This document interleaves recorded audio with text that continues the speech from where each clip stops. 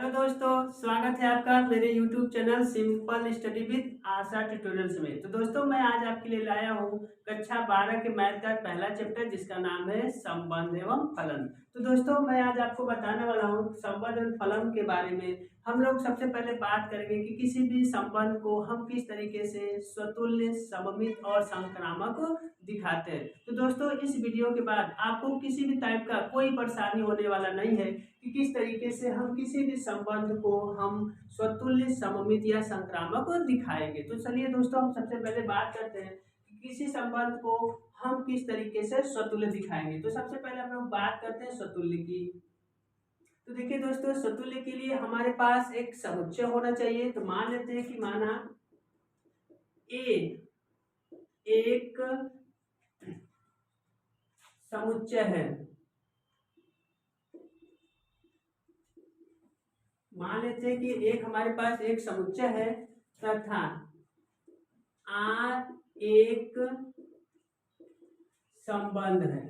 अब दोस्तों, हमें बताना है कि ये जो समुच्चय ए है इसके अकॉर्डिंग हम आर को किस तरीके से स्वतुल्य दिखाएंगे। तो इसके लिए हम क्या करते हैं, हम कोई एक अवयव को ले लेते हैं। हम मान लेते हैं कि हमारे पास एक कोई अवयव ए है जो कहाँ का अवयव है, इस समुच्चय ए का है। इसके अकॉर्डिंग हम एक आर्डर पेयर लेते हैं और आर्डर पेयर में हम दोनों वैल्यू को सेम लेते हैं, यानी ए कामा ए लेते हैं।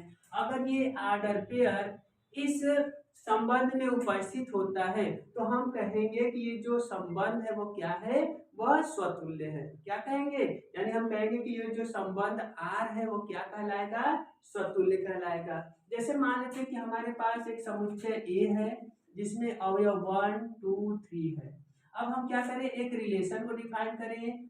1 1 दिखाई दे, 2 2 हो और 3 3 हो। हम क्या करेंगे, अब चेक करेंगे कि अगर हम इनमें से किसी एक एलिमेंट को ले ले, एक अवयव को ले ले, 1 बिलोंग करेगा ए में, तो इसके अकॉर्डिंग हम आर्डर पेयर में दोनों नंबर को सेम रखें, 1 कामा 1 ले लें और ये देखा जाए इस रिलेशन में है कि नहीं है। तो यहाँ पे देखा जा रहा है कि जो 1 1 है इस संबंध आर में प्रेजेंट है, उपस्थित है, यानी 1 1 भी है।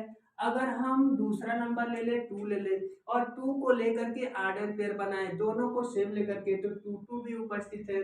और अगर हम तीसरा अवयव 3 ले ले तो यह 3 3 भी इस रिलेशन में उपस्थित है। तो हम कह सकते हैं कि जो हमारे पास ये रिलेशन है वह क्या होगा, वह हमारा स्वतुल्य होगा। तो ये स्वतुल्य की बात हो गई। अब हम दूसरे नंबर की बात करते हैं, संक्रामक सममित की बात करते हैं। तो जो दूसरा नंबर होता है सममित होता है।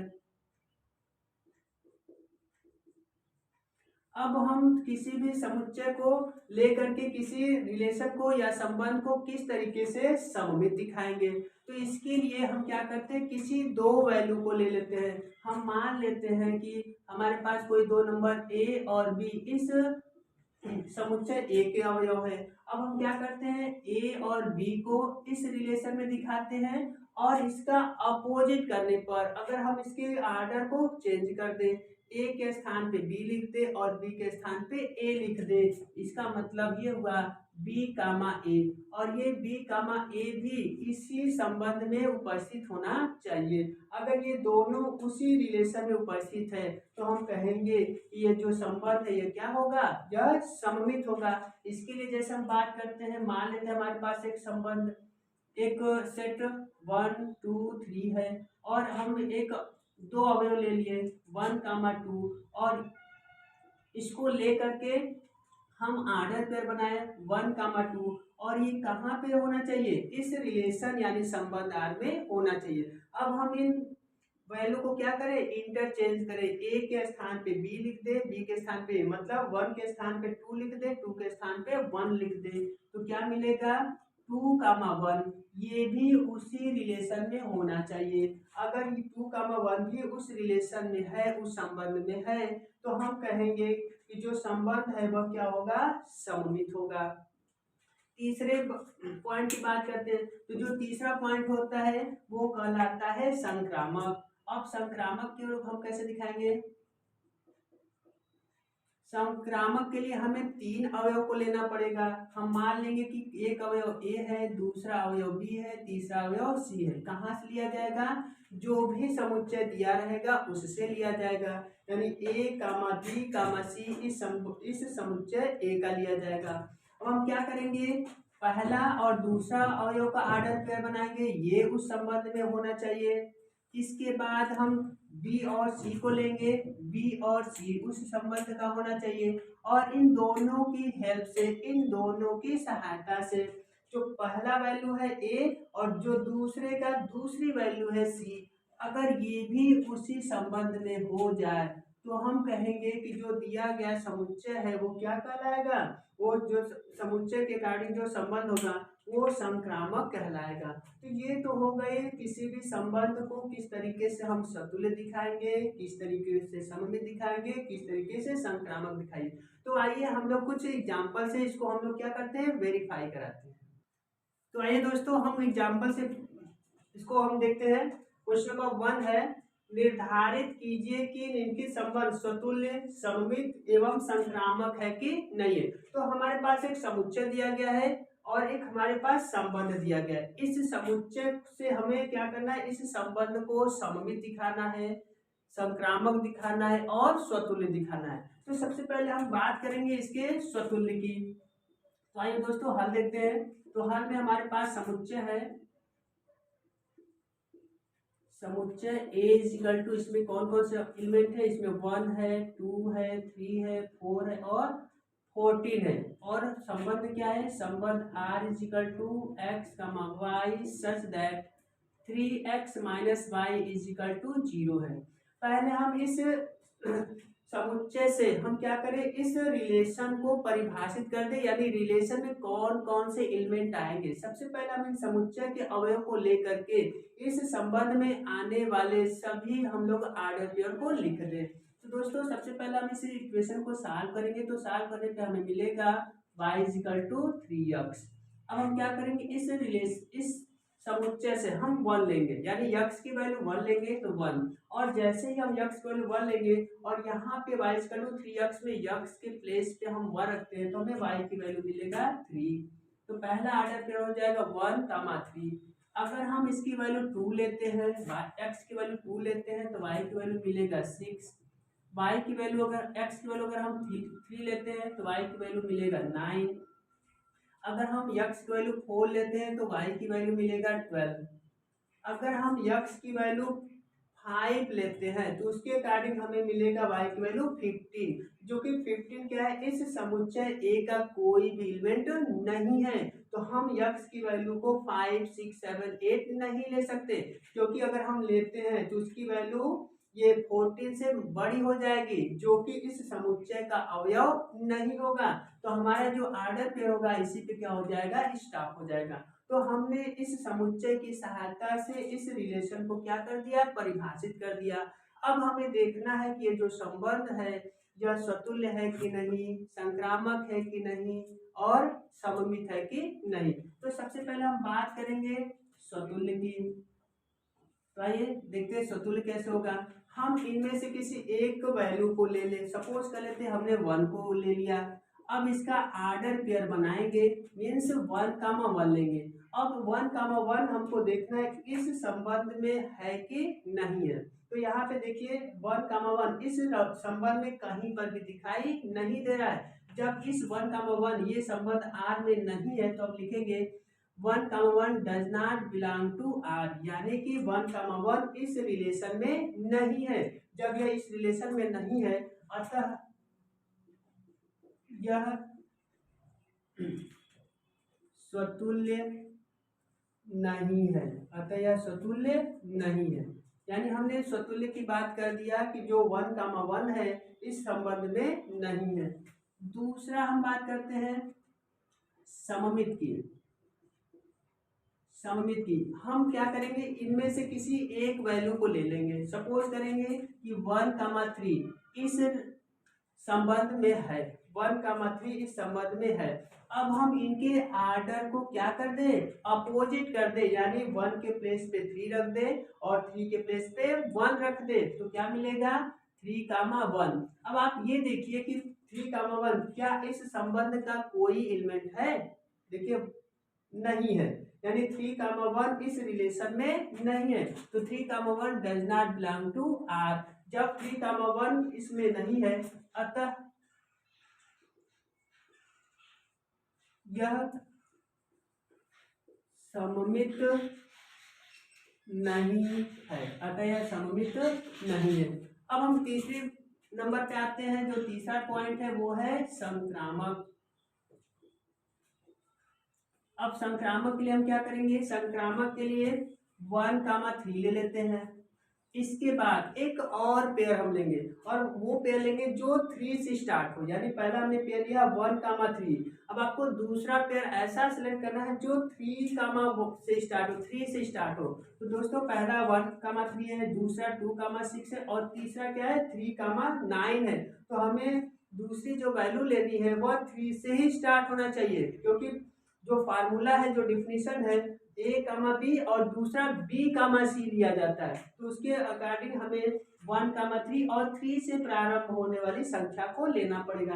तो 3 से प्रारंभ होने वाली संख्या कितनी है? 3,9 है। ये भी इस संबंध में है। अब इनके अकॉर्डिंग, इन दोनों के अकॉर्डिंग फर्स्ट का हमें फर्स्ट वैल्यू लेना है और सेकेंड ऑर्डर पेयर का सेकेंड वैल्यू लेना है, तो मिलेगा 1,9। अब 1,9 आपको चेक करना है कि क्या इस रिलेशन में है। तो हमें देखने पे मिलेगा कि यह जो 1,9 है इस रिलेशन का कोई भी एलिमेंट नहीं है, means 1,9 does not belong to R. अतः यह संक्रामक भी नहीं है। इस तरीके से हमने देखा ये जो समुच्चय, इस समुच्चय के कारण जो यह संबंध है, यह न तो सतुल्य है, न तो सममित है, और न ही संक्रामक है। आइए हम लोग नेक्स्ट क्वेश्चन पे चलते हैं। तो ये दोस्तों हम सेकेंड एग्जाम्पल की तरफ चलते हैं। तो सेकेंड एग्जाम्पल है प्राकृत संख्याओं के समुच्चय n में, ठीक, प्राकृतिक संख्याओं के समुच्चय n में हमें इस रिलेशन r को क्या दिखाना है? हमें निर्धारित करना है कि यह स्वतुल्य है कि नहीं, सममित है कि नहीं, और संक्रामक है कि नहीं। ये किस तरीके से परिभाषित है? x, y such that y is equal to x plus 5 तथा x लेस देन 4। सबसे पहला हम इसमें आइए एग्जाम्पल से हम लोग समझते हैं हल। हमारे पास जो समुच्चय है वो प्राकृतिक संख्या है। प्राकृतिक संख्या मतलब जो काउंटेबल नंबर होते हैं, जिन संख्याओं को हम काउंट कर सकते हैं उसे प्राकृतिक संख्या कहते हैं। यानी जो हमारे पास समुच्चय है, समुच्चय जो n है, ये है 1 2 3 एंड सो ऑन इनफाइनाइट तक है, ये प्राकृतिक संख्याओं का समुच्चय है। और जो हमारे पास संबंध है वो किस तरीके से परिभाषित है?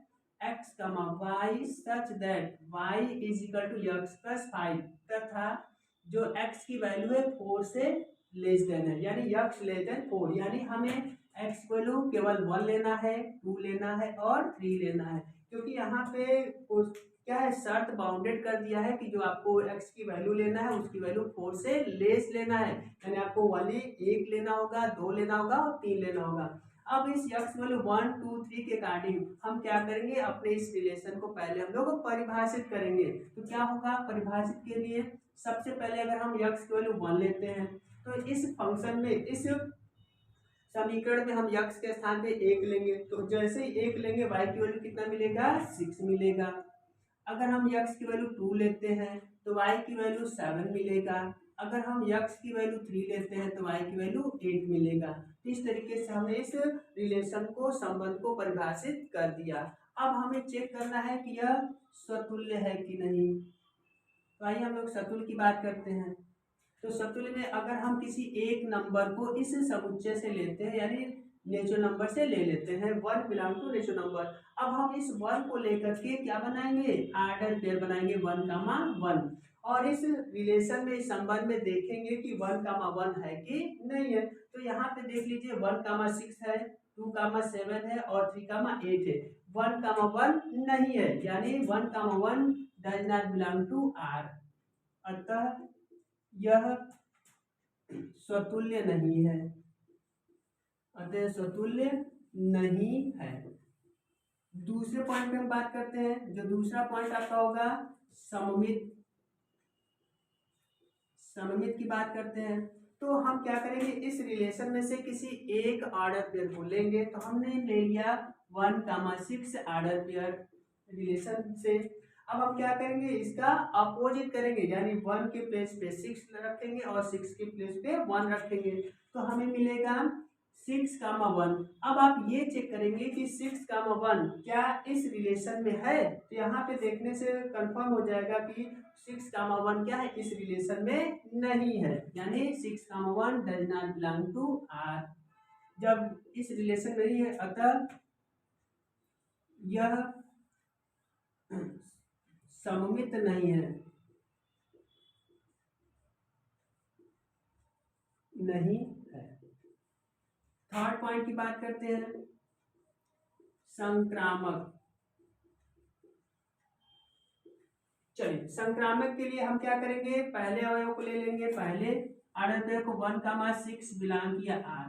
अब इसमें कोई भी दूसरा नंबर नहीं है जो 6 से स्टार्ट हो, यानी 1,6 हमने लिया और हमको क्या करना है, दूसरे ऑर्डर पेयर को लेना होगा जो 6 से स्टार्ट हो। लेकिन इसमें कोई भी ऐसा ऑर्डर पेयर नहीं है जो 6 से स्टार्ट हो सके, तो हम इसके आगे बात ही नहीं करेंगे, डायरेक्ट लिख देंगे, अतः यह संक्रामक नहीं है। इस तरीके से दोस्तों आपने देखा कि जो दूसरा हमारे पास एग्जांपल्स है, जो रिलेशन दिया गया है x, y, y=x+5 तथा x<4, यह न तो सममित है, न तो सतुल्य है और न ही संक्रामक है।